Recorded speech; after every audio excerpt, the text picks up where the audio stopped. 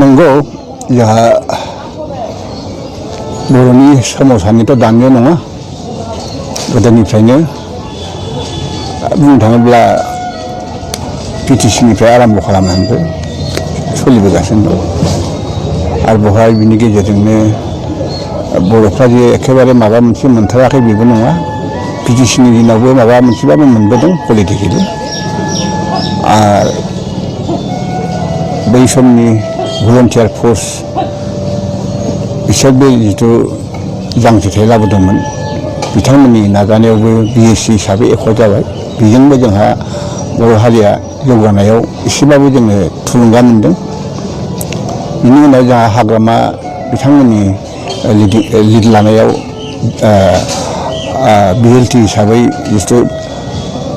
हाथियार सोमावसारनाय लाबोदोंमोन बिथांमोनहाबो सुक्ति खालामनायनि गेजेरजों बिटिएडि मोनबाय बेफोर जाबाय गासैबो बर'फोरनि दावगालांनायनि मोनफा मोनफा खुन्था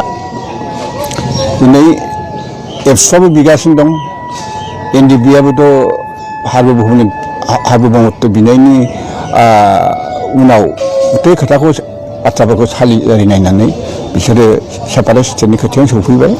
अट'मेटिक सेपारेट स्टेटआ दिनै नङा गाबोन नङा समफोर नेक्स्ट जेनेरेसना बेखौ क्रियेट खालामखागोन दा बे सैथो बेखौ रावबो हमथाना लाखिनो हाया जोंनि बे सोमावसारनायनि स्पिडआ दाबो सेंग्राफोरनाव बेखौ दाबो दङ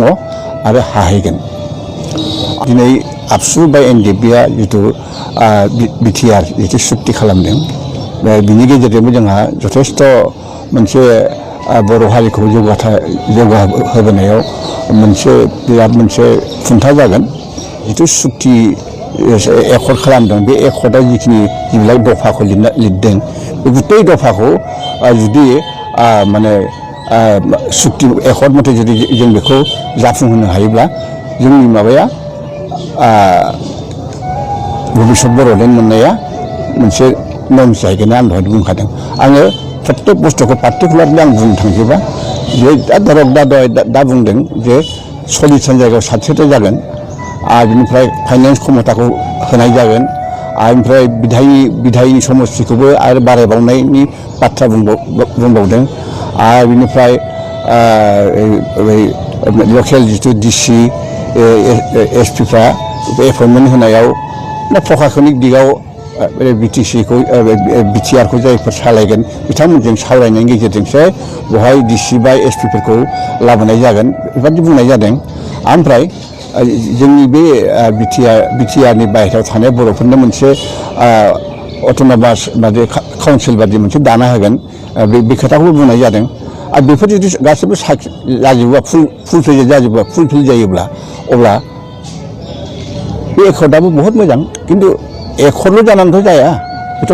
कार्यकरिबो जानांगोन बे हिसाबै आङो आसा खालामो बेखौ इमप्लिमेन्ट खालामनायनि बेलायाव बे आंनि बेक्तिगत साननायसो बाथ्रा जे बिथां हाग्रामा महिलारिया बर्थमान 17 बोसोर सामलायबाय प्राय 18 बोसोरानो जाहैबाय सामलायनायनि गेजेरजों जिखिनि डेभेलप जादों जायाखै बेखौ बयबो नुजोबदों बेखौ आं बुङाबाबो जायो नाथाय आं सिगां मोनसे खोथाखौ लुबैदोंमोन जे हाग्रामा महिलारि बिथाङा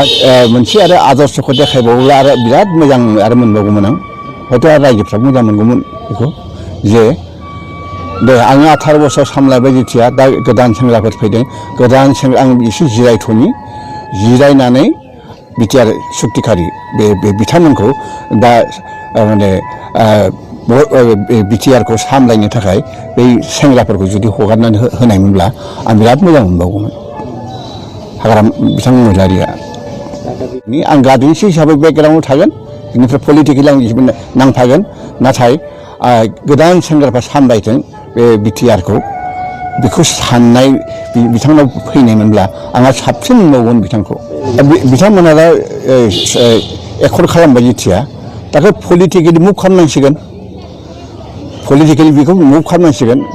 दाथ' जिरायनानै थानो नंला जिखौ डेम'क्रेसि लाइनाव फैबाय जेथिया बेखौ पलिटिकेलि मुभ खालामनानैसो जोङो अब्लासो जों बे एकर्डखौ इमप्लिमेन्ट खालामनो हाहैगोन आरो मुभ खालामाब्ला आरो नोंसोर बेखौ ओरैनो इन्डिया गभर्नमेन्टजों खालामना होगोन बे सम्भब नङा जिथुके बे एकर्डआ सोरबा आबसु बा एनडिबि खालामनाय बिसोरल' खालामनांगौ बे खोथा नङा बे समस्त बर' हारिनि मोनसे एकर्ड जि खालामना लाबोदों मोजाङानो खालामना लाबोदों आरो जोंनि गेजेराव जिथु गाज्रि मोनसे बारहावा दंमोन अस्ट्रनि जि मोनसे आन्दलन सोलिबाय थादोंमोन बेफोर गैया जादों बहुद मोजां जादों बेफोरो आरो आं आसा खालामो जे दा बर्थमान जिथु एकर्ड खालामना लाबोनाय बेखौ माने पार्टिखौ नायालासेनो बर' हारिनि सार्थनि थाखाय बा बे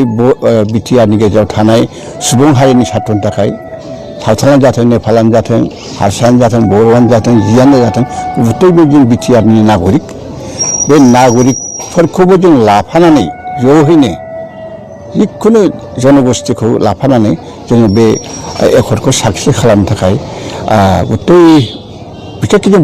बर'फ्रा बांसिन भुमिका लानांगोन बेखौ ओमफ्राय बिथांमोनखौबो जों बिदिनो हेफाजाब लाफानांगोन अब्लासो जोङो बे बिटिआरनि गेजेराव जोङो बयबो जनगोष्ठी ज' जानानै जों मोनसे मोजां मोनसे रायजो जोङो खुंनो हाहैगोन आं आसा खालामो